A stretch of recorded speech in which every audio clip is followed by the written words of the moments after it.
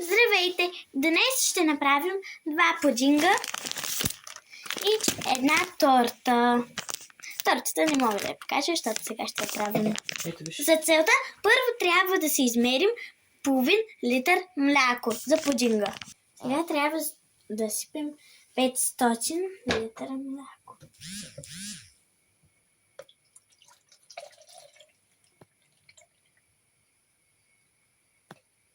Стоп! Затваряме го, за да не го улеем. Сипваме го в тенджера.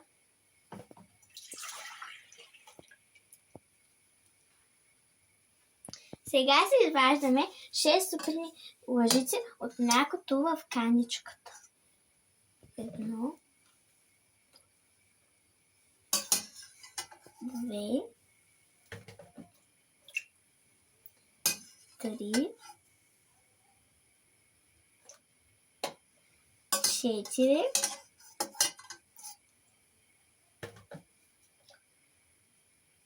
5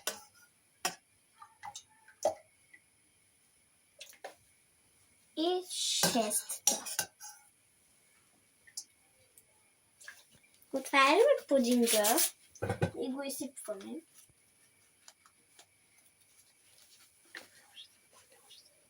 И прибавяме малко захар.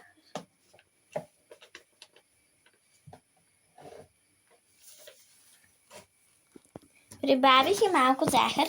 Сега трябва да разбъркам течността.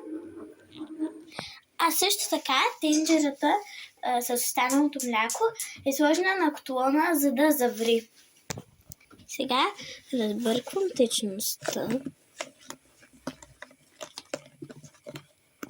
А моя пудинг е от шоколад. Слагаме от котлона млякото, когато заври, и го изсипваме в течността.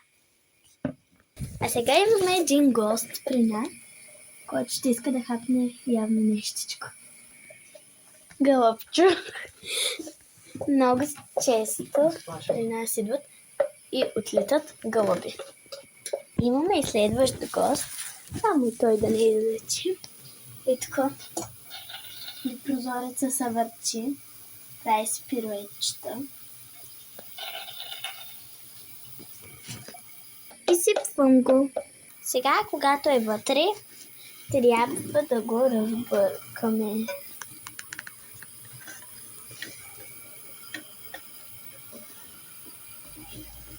Ние ще го правим смесен. Бял и черен. Ще ги смесим в една купичка. А вие както искате.